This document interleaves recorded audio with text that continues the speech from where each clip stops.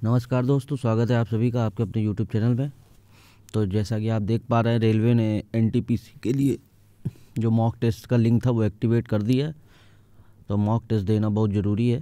तो अब उसको कैसे देना है, उसमें क्या क्या करना है, चलिए आगे दिखाते हैं। ये मैंने आरआरबी इलाहाबाद की वेबसाइट खोल रखी है। आपने जिस भी जोन से अपना फॉर्म भरा है उस साइट पे जाके आपको मिल जाएगा, नहीं तो आप आरआरबी भोपाल की जो साइट है वहाँ से भी देख सकते हैं। वैसे आपने जिस जोन से भरा है उसकी साइट पे आप आराम से देख लीजिए। जैसे ये देखिए इलाहाबाद में ये सामने ऊपर दिख रहा है, तो इस पर क्लिक करेंगे। हम लोग आगे जाएंगे तो यहाँ पे ऐसा स्क्रीन पे आपको मिलेगा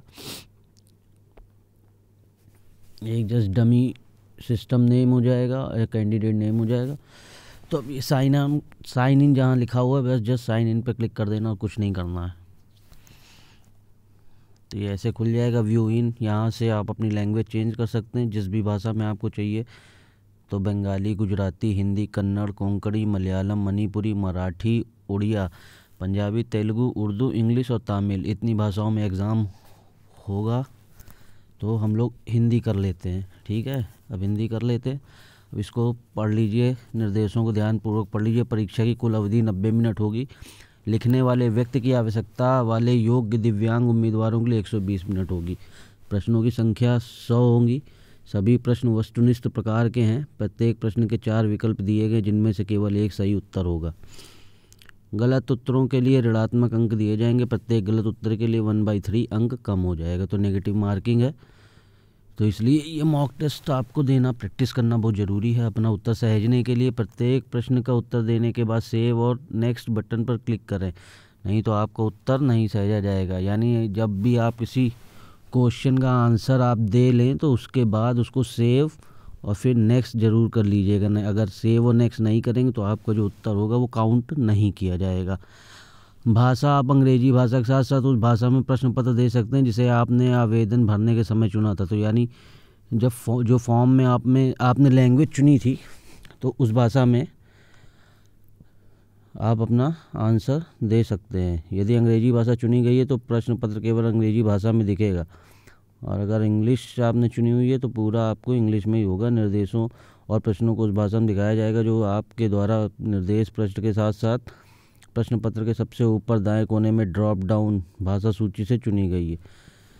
तो स्क्रीन पर प्रश्न चुनी गई भाषा में दिखेंगे। आप प्रश्न स्क्रीन में सबसे ऊपर दाएं व्यू इन, यानी सबसे ऊपर जो व्यू इन जहाँ से भी हम लोगों ने एसमी को चेंज किया हिंदी में, वहाँ से, ठीक है। तो आप जिस भी लैंग्वेज में देखना चाहें वहाँ से देख सकते हैं। तो यदि अंग्रेजी और किसी अन्य भाषा के बीच प्रश्न की सामग्री में कोई अंतर पाया जाए तो अंग्रेजी भाषा में दी गई सामग्री को मान्य माना जाएगा। इसका मतलब ये है कि जैसे क्वेश्चन इंग्लिश में है और आपकी भाषा लोकल भाषा में या हिंदी में, तो अंग्रेजी में उसका अर्थ कुछ और निकल रहा है और आपकी जो लोकल भाषा उसमें कुछ और निकल रहा है, तो जो अंग्रेजी भाषा का अर्थ होगा उसी को माना जाएगा।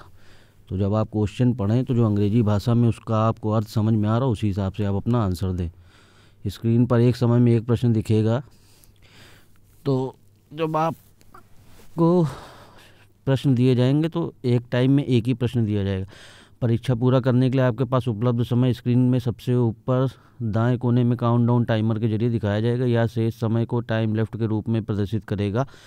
यानी आपका टोटल टाइम एक साइड में दिखाया जाएगा, राइट साइड में, ठीक है। और जो बचा हुआ टाइम है, यानी आप कितना निकल गया है और कितना बचा है, वो टाइम लेफ्ट के रूप में दिखाया जाएगा। परीक्षा की शुरुआत में टाइमर में 90 मिनट लिखने वाले व्यक्ति की आवश्यकता वाले योग्य दिव्यांग उम्मीदवारों के लिए, मतलब दिव्यांग जो हैं उनके लिए 120 मिनट होगा, बाकी के लिए 90 मिनट समय प्रदर्शित होगा। जो समय बीतने के साथ धीरे धीरे कम होता जाएगा। टाइमर के शून्य तक पहुंचने पर परीक्षा अपने आप समाप्त हो जाएगी और आपकी परीक्षा सिस्टम द्वारा स्वचालित रूप से सबमिट कर दिया जाएगा। तो अब भी में प्रश्न संख्या बॉक्स है। स्क्रीन के दाईं ओर दिखाया गया प्रश्न संख्या बॉक्स निम्नलिखित प्रतीकों में से किसी एक प्रतीक का उपयोग करके प्रत्येक प्रश्न की स्थिति को प्रदर्शित करेगा।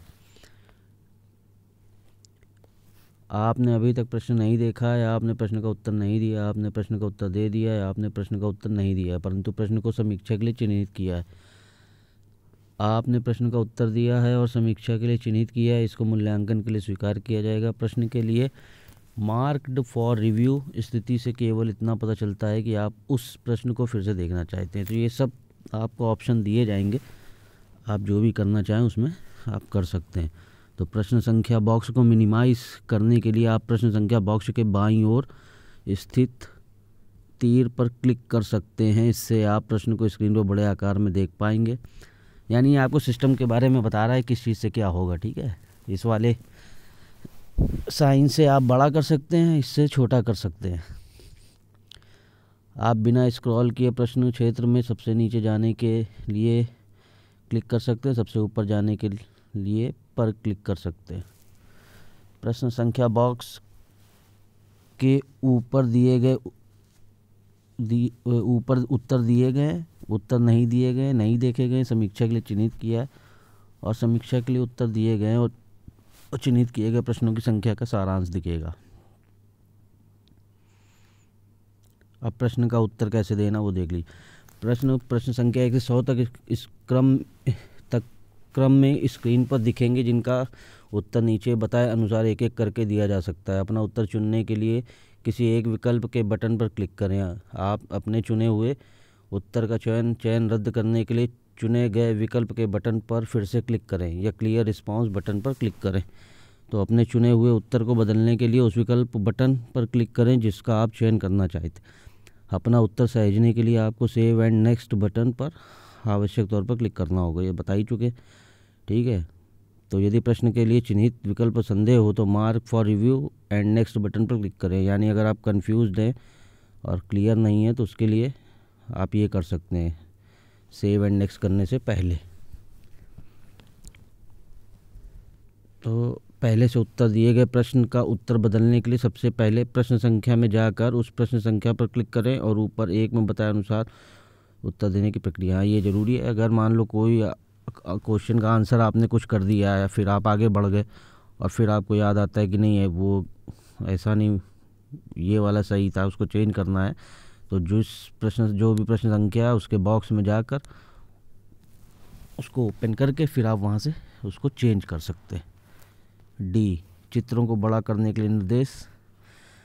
प्रश्न में दिए गए चित्र को बड़ा करके देखने के लिए चित्र पर क्लिक करें और माउस से स्क्रॉलिंग व्हील को घुमाएं, ठीक है। ये सब टेक्निकल चीज़ें इसमें बता रहा है कैसे करना है।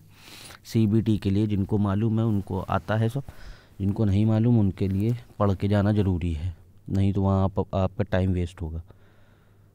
तो हम नेक्स्ट पे चलते हैं। क्या है अन्य महत्वपूर्ण निर्देश।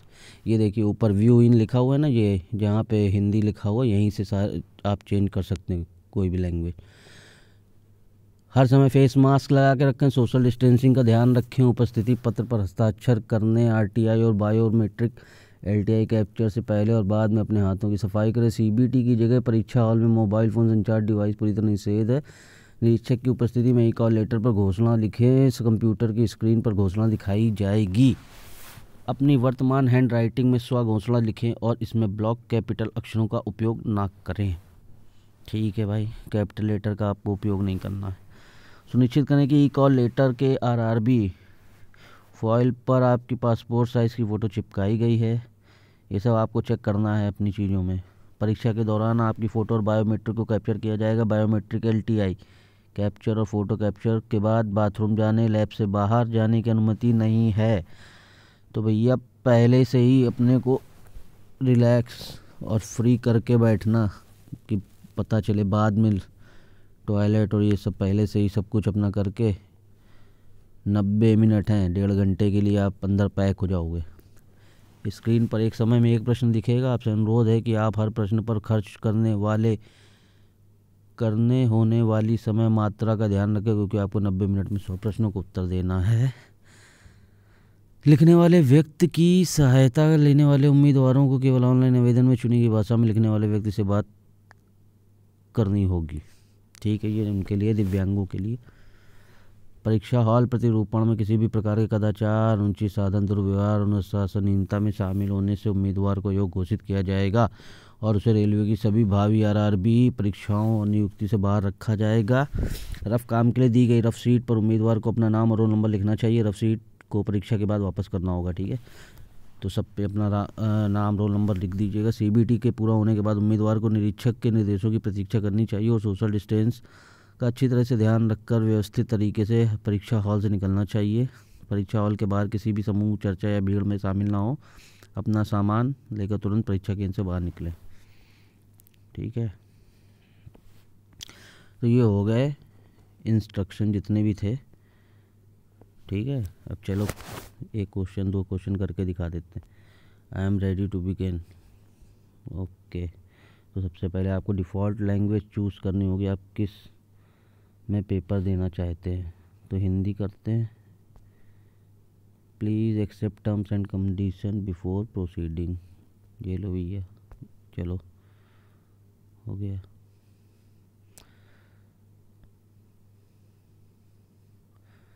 तो अब ऐसे आपके सामने क्वेश्चन आएंगे। अब जैसे बता रहा था एक समय में एक ही आएगा, ये देखिए इधर साइड में टाइम लेफ्ट, आपका टाइमर चलता जाएगा कि कितना टाइम आपके पास बचा हुआ है। ठीक है, या इसी तरीके से पेपर में आएगा। ठीक है, तो अब जैसे मान लो ये क्वेश्चन नंबर 1 है, एक बार में एक ही क्वेश्चन आएगा। नवंबर 2020 तक प्राप्त जानकारी अनुसार भारत के मुख्य चुनाव आयुक्त कौन है। ठीक है, अब ये 4 ऑप्शन है, इसमें से जो भी आपको सही लगता है उस पर क्लिक करके फिर mark for review and next. ठीक है, अब यहाँ पे आप कर देंगे अगर आप श्योर नहीं हैं। ठीक है, या फिर अगर श्योर हैं तो सेव एंड नेक्स्ट पे क्लिक करके फिर सबमिट कर देंगे। ठीक है, इस तरीके से होगा। ठीक है, तो बस अभी के लिए फ़िलहाल इतना ही। तो अच्छे से मॉक टेस्ट लगाइए, तैयारी कीजिए। सभी को बेस्ट ऑफ लक और अच्छे से एग्ज़ाम को क्लियर करिए।